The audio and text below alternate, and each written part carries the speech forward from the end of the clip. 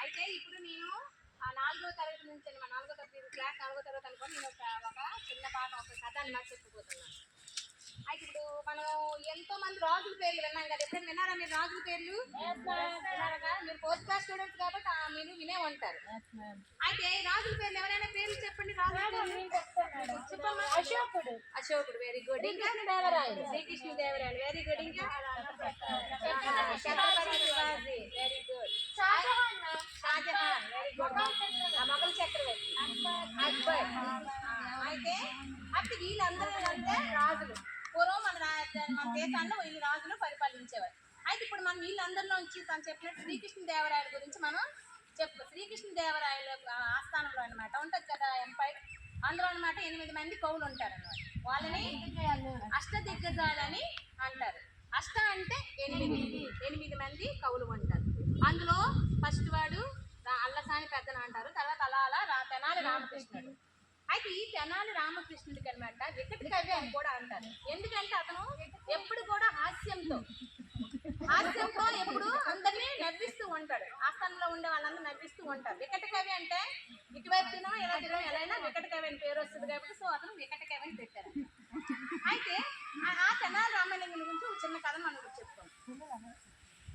చూడండి. అయితే శ్రీకృష్ణదేవర ఆస్థానం దేశంలో అనమాట ఎలుకల బెడద ఎక్కువగా ఉండేదన్నమాట.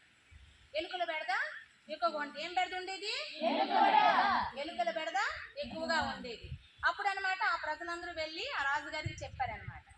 ఏంటి ప్రభు గారు, మా దేశంలో ఎక్కువగా ఎలుకలు బెడద అయిపోయింది. ధాన్యం కూడా ఒకప్పుడు ఏం చేసేవారు, నిల్వలు ఉంచుకునేవారు కదా. అయితే ఇలా ఉంచుకోలేకపోతున్నామో, ఎలుకలు తినేస్తున్నాయనేది రాజుగారి దగ్గరికి వెళ్తే అప్పుడు అన్నమాట ప్రతి ఇంటికి రాజుగారు ఒక పిల్లిని ఇచ్చారనమాట. ఏమి ఇచ్చారు? ఒక పిల్లిని ఇచ్చారనమాట. అయితే పిల్లిని ఇస్తే అయిపోతుందా? పిల్లిని ఇస్తే దానికి పిల్లికి మరి పాలు అన్నీ ఉండాలి కదా. అయితే మళ్ళీ ఎలా అని చెప్పి ప్రతి ఇంటికి అనమాట 1 లీటర్ చొప్పున పాలు కూడా ఇచ్చేవారు. 1 లీటర్ చొప్పున పాలు కూడా ఇచ్చేవారు. ఇలా రోజు కూడా ఆ ప్రజలు అనమాట ఆ పిల్లికి అనమాట ఎవరి పిల్లి అయితే బలిష్టంగా ఉంటే వాళ్ళకి తగిన బహుమతి కూడా ఇస్తామని చెప్పారు. బలిష్టంగా ఉండాలి. అయితే రోజు కూడా ఈ ఎలుకలు అనమాట ఈ రోజు ఈ పాలు పెట్టడం వల్ల ఎలుకలు మొత్తం కూడా అంతవరకు అయిపోయింది. మళ్ళీ సంవత్సరం వచ్చేసరికి అనమాట మళ్ళీ అందరు ఆస్థానానికి పిల్లిని తీసుకుని రమ్మంటారు అనమాట.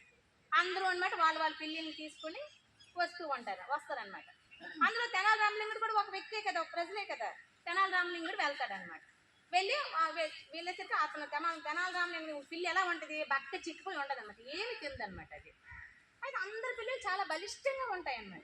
అయితే అదేంటి అందరి పిల్లలు అంత బలిష్టంగా ఉన్నాయి, తెనాలి రామలింగుడి పిల్లి ఏమి ఎలా ఉందంటే అందరూ అడిగితే అప్పుడు రాజుగారు కూడా అడుగుతారండి, ఏంటి రామలింగుడు తెనాలి రామలింగుడు ఈ పిల్లి ఏంటి ఎలా ఉందంటే, అదేంటో తెలియదు ప్రభు గారు, రోజు మా పిల్లి పాలు పెడుతున్నా తాగట్లేదు, అదేమైందో నాకు అర్థం కావడం లేదండి.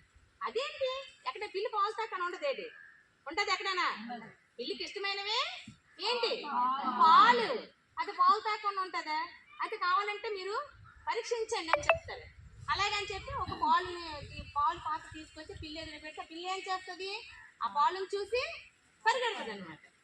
పరిగెట్టేసరికి అప్పుడు నిజంగా ఈ పిల్లిని పాలు తాగడం లేదనేసి వాళ్ళందరూ కూడా అనుకుంటారనమాట. అప్పుడు అడుగుతారన్నమాట, ఏంటి ఇది ఆ తెనాలి అడుగుతారన్నమాట, ఏమి అసలు ఎందుకు తాగడంటే తెనాలి తెలిసి ఏంటి అదేం చేశాడు, 1 రోజు 2 రోజులు చూసాడు, 3వ రోజు పాలు ఒట్టుని వేస్ట్ చేయడం కదా పిల్లికి ఎందుకు అనవసరంగా పోయాడు, మనం తాగితే ఏమైనా పనికి వస్తుందని ఏం చేస్తాడు, 1 రోజు వేడి పాలు పెట్టేస్తాడు అన్నమాట తెనాలి రామలింగుడు ఆ పిల్లికి.